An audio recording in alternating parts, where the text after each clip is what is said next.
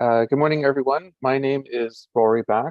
I'm a partner and a professional planner in Ontario, and I work for Dillon Consulting. Our team has been retained by the town of Smiths Falls to assist with work on a community improvement plan, a very exciting planning exercise that helps unlock future opportunities in the community for new things to come in the future that lies ahead. For a growing and prosperous Smiths Falls.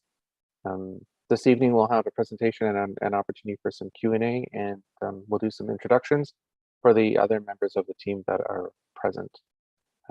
I believe staff have some slides that will assist in the presentation this evening, and I'm just going to wait for a few moments for that to get queued up. And in the interim, extend warm wishes to all members of the community that are joining us live, as well as those that may be watching this after the fact, as we continue to navigate our way through to hopefully the near end of the pandemic. I wish everyone continued good health and safety in the weeks and months ahead. So with that, I'd like to turn it over to my co-presenters, planner and urban designer Amy Greenberg and planner Hannah Daltrup, to take us through our presentation and some of our Q&A today. Amy? And Hannah?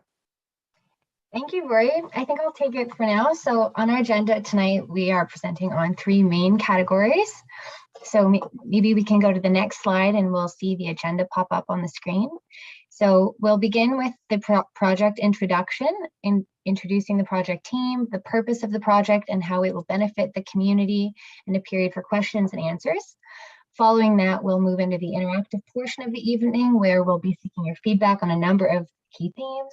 And please be prepared to answer some Zoom polling questions during this section and have any additional questions ready for the Q&A period at the end. And finally, we'll conclude the evening and discuss the next steps of the project and how you can be in touch with the project team.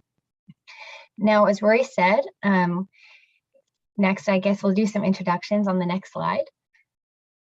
Rory introduced himself already, so that's Rory Baksh, and he's a planner at Dillon Consulting. My name is Hannah Daltrup, and I'm part of the Dillon Consulting team, and I'm working with Amy Greenberg, and we are in collaboration with the town of Smiths Falls staff.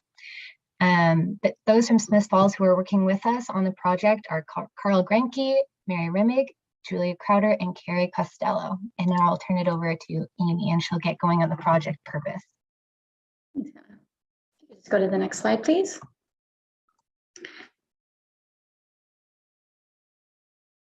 There it is, perfect. One more click if you could.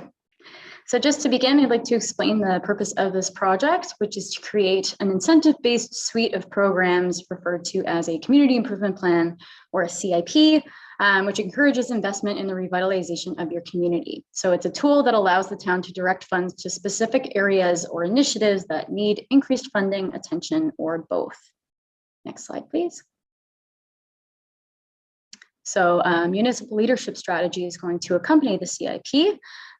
It is a strategy to improve and beautify, it's a strategy that identifies and prioritizes town-led initiatives to enhance infrastructure, streetscapes, and public areas that are fully or partially within the CIP boundary. So this would be within the public right-of-way, which is the space framed by buildings and open spaces. Next slide, please. So the focus areas for this CIP, which will be explained in further detail on the next few slides, are brownfield development, downtown and waterfront area revitalization, where building improvements, facade, signage, and landscape improvements, and universal accessibility would help to stimulate the local economy and contribute to the vitality and maintenance of existing building stock, as well as attainable housing. Next slide, please. So the first focus area is brownfield development, where a brownfield property is one that was previously developed and is vacant, and it may be contaminated. So to develop a brownfield property, it would require assessment and remediation, where assessment involves characterizing the property, including identifying its past uses, and then determining the degree of contamination, typically in the soil, the water, and the air, and what it would take to clean it up. And the cleanup piece is remediation. So it's cleaning up the property by removing or sealing off the contaminated areas so that the property can be used safely again without health concerns. Next slide, please. So the second focus area is downtown and waterfront area revitalization, which is the focus of the town's existing CIP. While it's noted on the slide that it involves improvements to a commercial properties, building facade, signage, and landscaping, other properties that are eligible in the current CIP are mixed use and multi-residential properties respectively. The condition of a building exterior typically impacts the perception of the area and how welcoming or inviting it may be. So improvements to a building's facade, such as improved siding or accessible signage enhancements, may make the building more inviting to those in the area. Next slide, please. So for this CIP project, the focus of downtown and waterfront area revitalization will also consider universal accessibility improvements to a building, both internal and external. So for this project, universal accessibility refers to barrier-free design that focuses on making new and existing buildings safe and accessible for everybody, regardless of age, physical ability, or stature. So examples of these improvements may include adding ramps and railings at building entrances, adding automatic door openers, making buildings with accessible washrooms, and adding elevators. So improving the accessibility of existing buildings and facilitating the accessible design of new buildings would allow all people to access local businesses and shops with respect to improving the accessibility of businesses. And it would allow people to age in place with respect to improving the accessibility of private residences. Next slide, please. So finally, the third and last focus area of the CIP is attainable housing, where housing is attainable if a household is spending no more than 30% of their gross income on housing costs. And this includes utilities. So objectives of this focus area are to support development projects that would increase the supply of attainable housing, as well as provide a greater range and mix of attainable housing types that would help residents to age in place. Next slide, please. I'll pass it back to Hannah. Thanks. So the CIP will allow members of the community to access funding to provide a public good on their own property, be it private residence or commercial, as long as the public good falls in one of the three categories that we're talking about tonight. So accessibility, facade improvements, or more attainable housing. Next slide, please. So the CIP will account for the local priorities of residents. It will be multifaceted in its funding opportunities for all the categories that we are talking about tonight. So attainable housing, accessible retrofits to housing and businesses, like facade signage and landscaping improvements, brownfield remediation, and so on. And it will integrate what has worked with the existing downtown and waterfront area CIP and address where it could be improved. It will address viability or maintenance needs of existing building stock, and it will trigger economic stimulus. Next slide, please. So now we'll talk about the project timeline a bit. So the project was initiated in March of 2022, so quite recently, and it is still in its early stages. When we begin to draft and refine the CIP, members of the public will be asked to provide their input and opinion on the plan and its components. The CIP is expected to be presented to Council in the fall of 2022, with implementation following soon after. Next slide, please. So at this point, we have time for a few questions on the project purpose, project timeline, and the main focus areas, if there are any.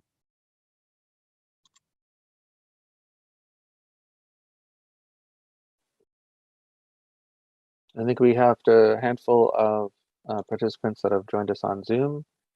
And so if you had any questions about the process or what a CIP is, then by all means, please feel free to unmute and ask a question. You're also welcome to pop a question into the chat box, and if we see something come in, we'll be pleased to answer.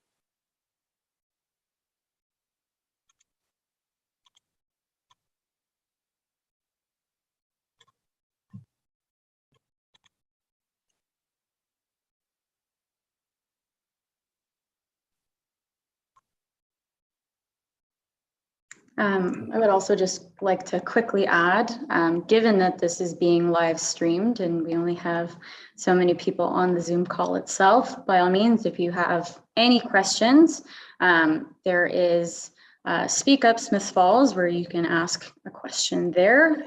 There is also a project email which will be provided at the end of this slideshow. So we just want to stress that if there is any point of feedback that you'd like to provide, if it's not done through Zoom, there will be many opportunities down the line. So.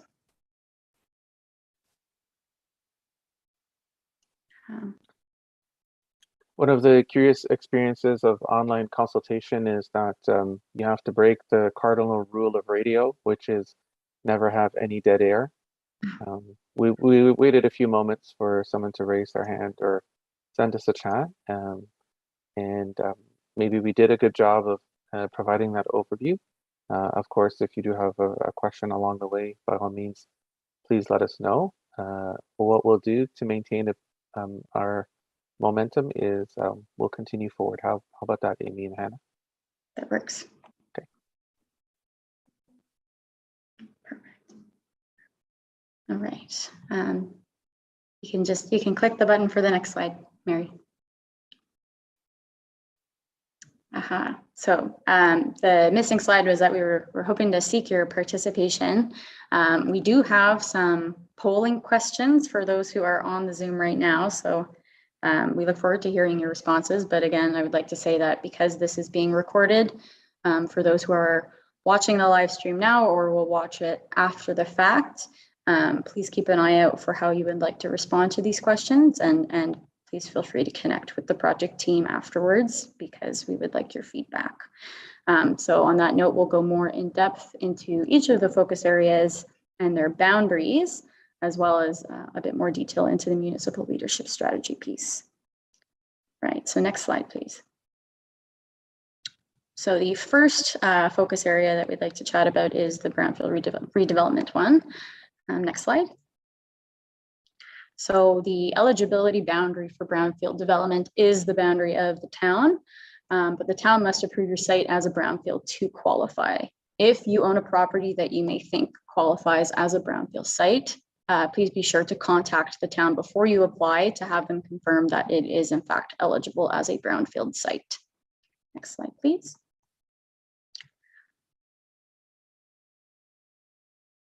Perfect. So as policies around brownfield development are guided by the province in their provincial policy statement or the PPS, the options for brownfield development eligibility and funding are limited. These policies in the PPS are best practices for brownfield CIP policies, and we don't expect that they'll change between now and finalizing the CIP.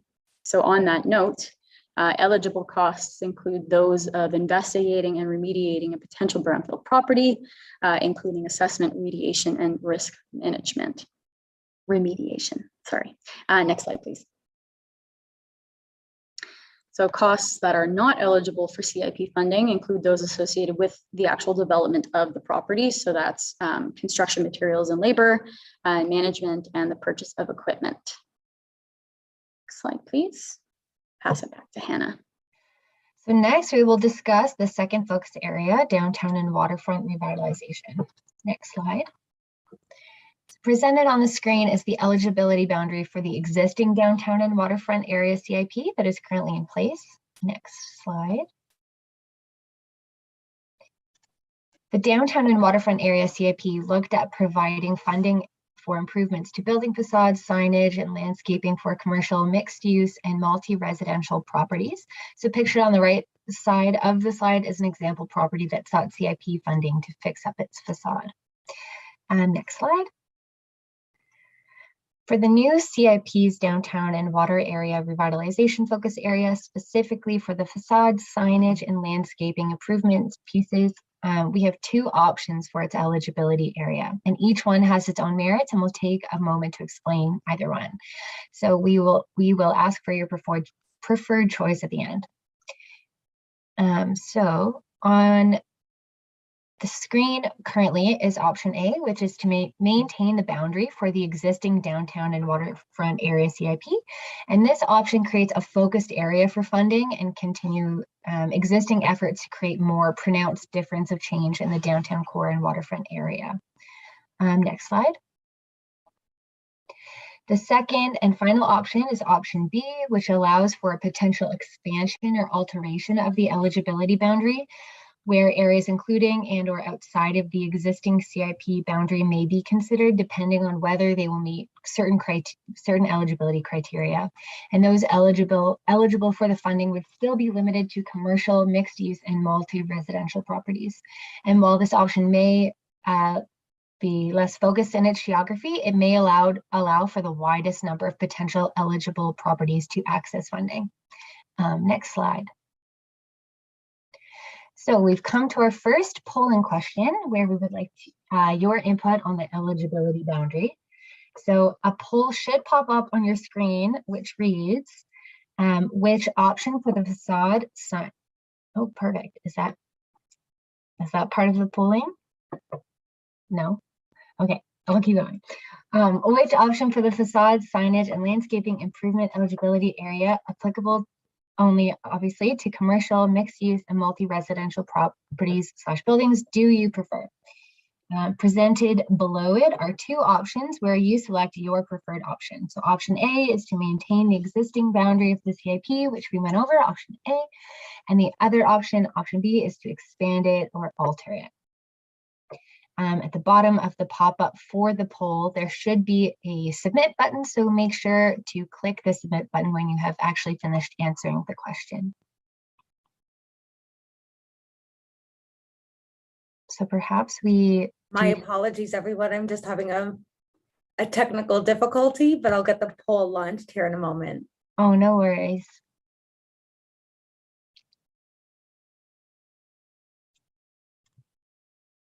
Oh, cool. There we are.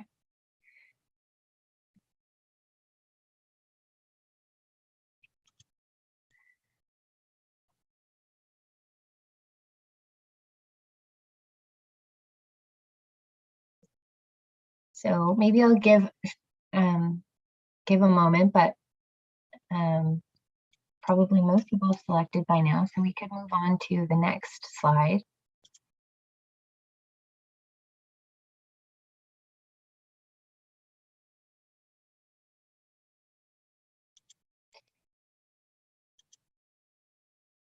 Perfect.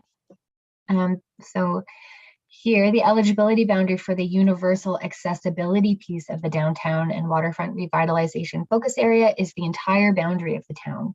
So both public and private buildings may be eligible depending on the funding programs activated by the town at any given time. Next slide, please. So while the eligibility boundary for universal accessibility of building structures is town-wide, we would like to know which buildings should be prioritized.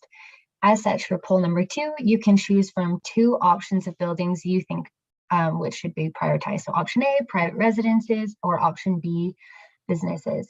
Again, after you've selected your preferred option, at the bottom of the pop-up for the poll, there should be that submit button. So make sure you actually click it in order for us to get your answers.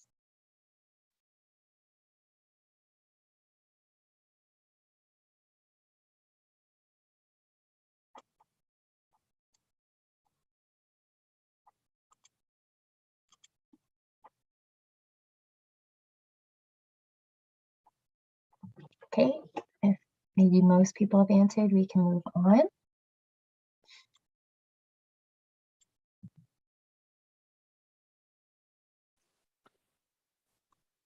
Before you move on, Hannah, there was a question that came in. Okay. The question was, would the amount of funding be different depending on the choice made here? And I think when the question was asked about the choice made, it was related to the poll about the downtown and the continued focus on the downtown and waterfront area, or going, more broadly across the municipality. So to assist in answering that question, the funding could be similar or it could be different. One of the things when we do a community improvement plan is we look at the funding levels and how much that can facilitate the types of positive change we're looking for.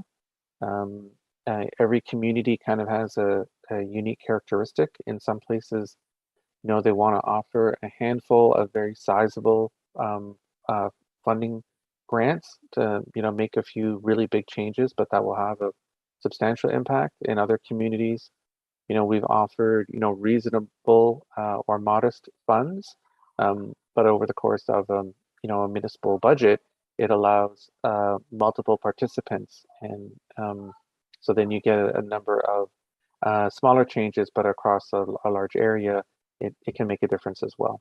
So I think it was a great question. It provides an opportunity to share with you some of the things that we think about beyond today's consultation, and a really important consideration when we do community improvement plans is the level of funding. Generally, if in our experience and the experience historically that a certain funding level has worked, then we try to stay close to that. For example, in Belleville, when we did the downtown CIP refresh, we opted to maintain the funding levels because that really encouraged a high degree of participation. And so that was continued forward. So hopefully that offered a bit of insight on that question. And Hannah, I can turn it back to you. Thanks for taking the time to answer that, Rory. I didn't see it pop up for whatever reason, but that's great. So for this question, again, the boundary for universal accessibility improvements is town-wide, but our question this time is which universal accessibility improvements to buildings should be prioritized? So we have 4 options: entrance ramps and railings, automatic doors, accessible washrooms, stair lifts and elevators, or other, like any other improvement that you can think of. So let us know.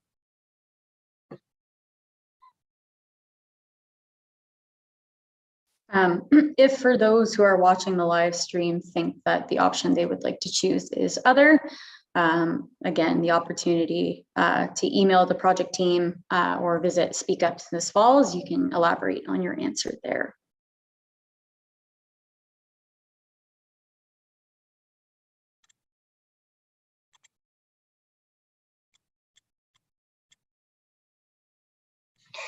So when we've received responses, you can feel free to go to the next slide, and I'll turn it over to Amy for focus area number 3.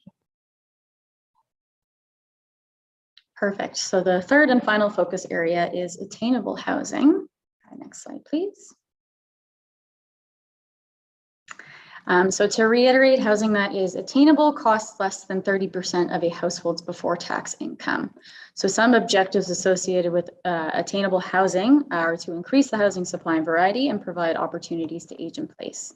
So the eligibility boundary for attainable housing is the boundary of the town.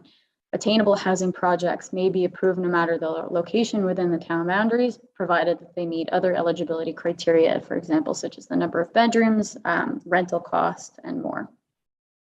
Next slide, please. So shortly, you'll see the next poll number 4, pop up on your screen, which asks what housing configurations could best help those who may be underhoused in Smiths Falls. If you're underhoused, it means that you do not have enough bedrooms to support the number of people living in your household. On that note, the 5 options that you have to select are a studio unit, option B is a 1-bedroom unit, option C is a 2-bedroom unit, option D is a 3-bedroom unit, and option E is other.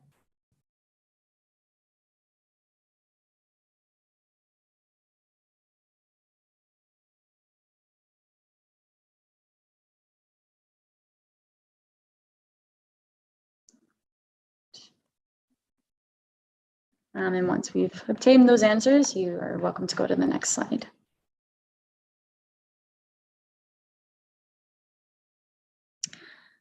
So certain demographic groups may be in core housing need in that they are living in housing that is unaffordable, where they are paying more than 30% of their before tax income on shelter costs. They're living in housing that isn't suitable, where there isn't enough space for the number of people in the household, or they're living in housing that isn't inadequate, where it's not in good repair. So with that in mind, poll question number 5, if you could have that pop up on the screen. It is, what do you think, or who do you think, sorry, is in greater core housing need and should be prioritized for attainable housing support in Smiths Falls? So the options are A, retired adults, B, middle-aged adults, C, young adults, D, individuals with disabilities, E, low-income single-parent families, F, low-income dual-parent families, and G, other.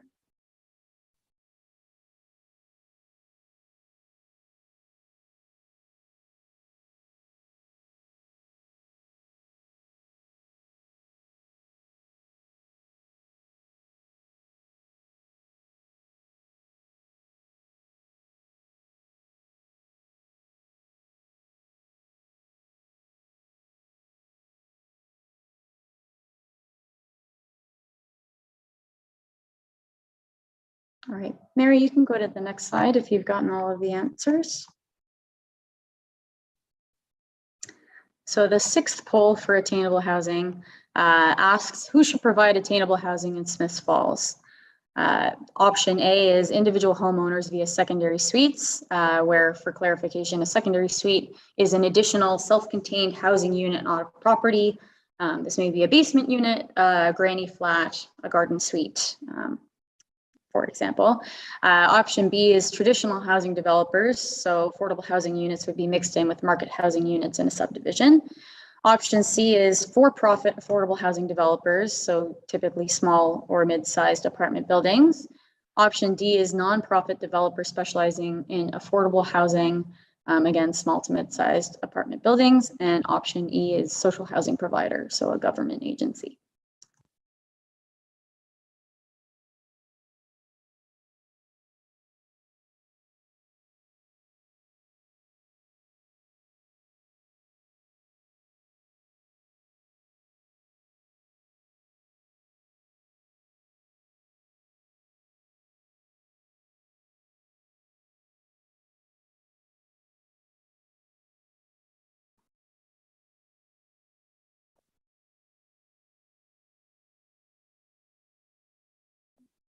All right, next slide, please. So we'd also like to gather your input on what should go into the municipal leadership strategy. Next slide. So a municipal leadership strategy, which would coincide with the 10-year lifespan of the CIP, would identify and prioritize town-led initiatives that would enhance streetscapes, infrastructure, and public areas that are fully or partially within the CIP boundary. So presented on the left side of the slide is showing the area of applicability, which is essentially the whole town. Next slide, please. Just give a few clicks, we'll have those bubbles pop up.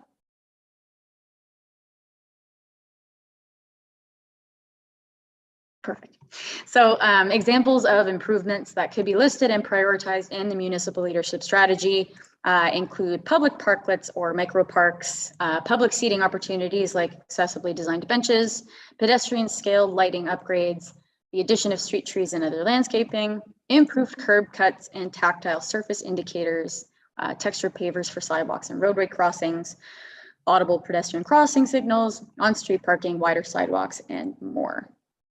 Next slide, please. So with those examples in mind, we have our last polling question for the evening, asking what improvements to streetscapes, public infrastructure, and public areas would you like prioritized in Smiths Falls? So this one is a single choice question. The options are A, public parklets or micro parks. Option B, accessible benches and other public seating. Option C, pedestrian scale lighting upgrades.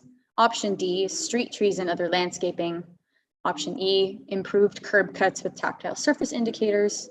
Option F, audible pedestrian signals. And option G, textured or colored pavers for sidewalks, roadway crossings, and more.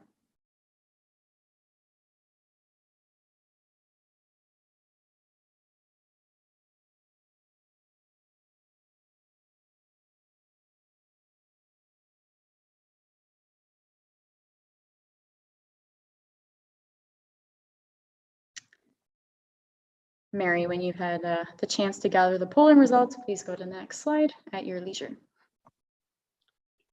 And Amy, I'll provide some feedback to a question that had come in the passage of time.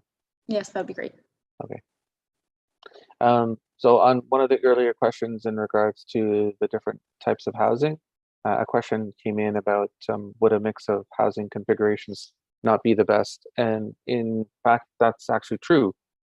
As it relates to attainable housing, we are encouraging attainable housing in all of its various forms. One of the reasons why we have some of these polling and survey questions is to help gauge perspectives in a community, and that allows us a little bit of insight, gives us an idea about what the public is thinking about some of these important matters.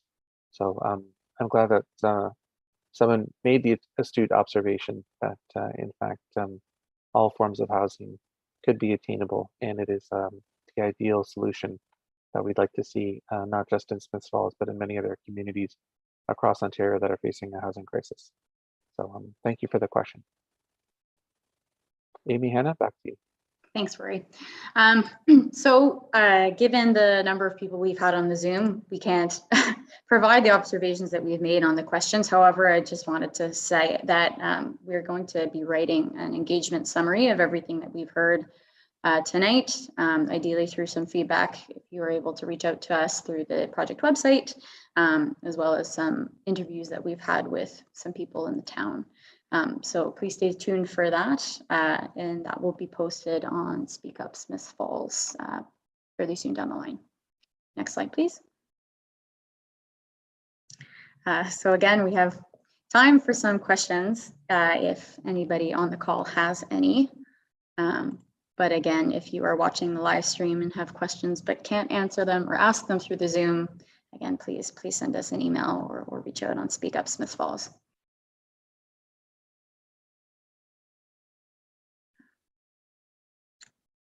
I just wanted to wait a minute to see if anybody on the Zoom had any questions through the chat or wanted to unmute, but if not, we can go to the next slide.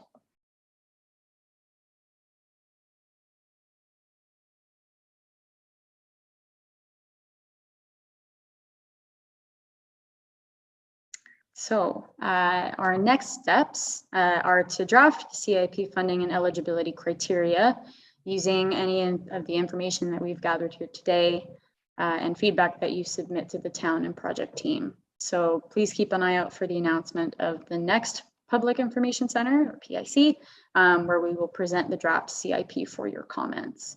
Again, another next step for us as well is to draft an engagement summary. So you can keep an eye on everything that we've learned as well. So the next slide, please.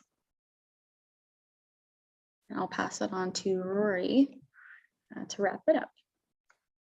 Thanks, Amy and Hannah. So my thanks for those that took the time to log into the Zoom and to log into the Facebook live stream and join us this evening. And my thanks to others that have found an opportunity to watch the recorded stream at another opportunity after our live session. Again, as you may have noticed when we were talking about process, we have a number of months to go as we continue through this planning exercise. You've heard that we are trying to encourage underutilized and vacant sites to be redeveloped through brownfield incentives. We're trying to encourage ongoing economic prosperity and pride in the community through the downtown and waterfront revitalization initiatives and potential incentives, as well as some strategic investments by the municipality. And of course, you also heard that we have a very important role to play in helping to encourage affordable housing or attainable housing development through a series of potential incentives. I'm sure these are meaningful to many people in the community. Please take an opportunity to spread the news among your neighbors and your friends. And please join the conversation at speakupsmithsfalls.com, where you will find some more information about the exercise and where we will post information as it becomes available over the course of the process. If at any time you'd like to reach the team of staff and consultants that are working on the project, please feel free to send us an email at cipreview@smithsfalls.ca. My sincere thanks for your attention and your participation, and again, wishing everyone safety and good health. Thank you very much.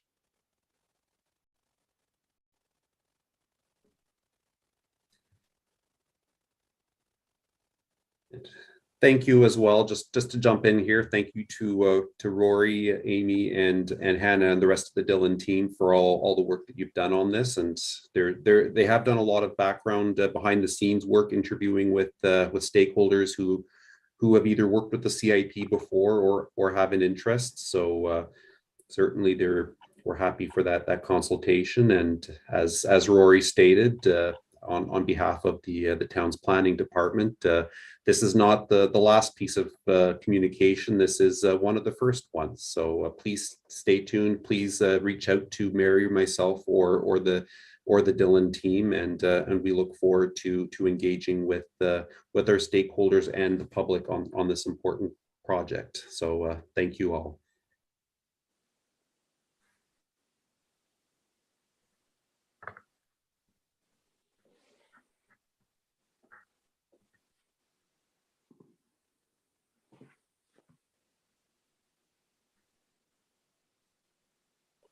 Thank you very much for the presentation. That was really interesting and very good. I'm glad I joined in. You're welcome. We hope to see you at future sessions, and you know where to find us if you'd like to ask any other questions. Thank you. Have a good night. You too.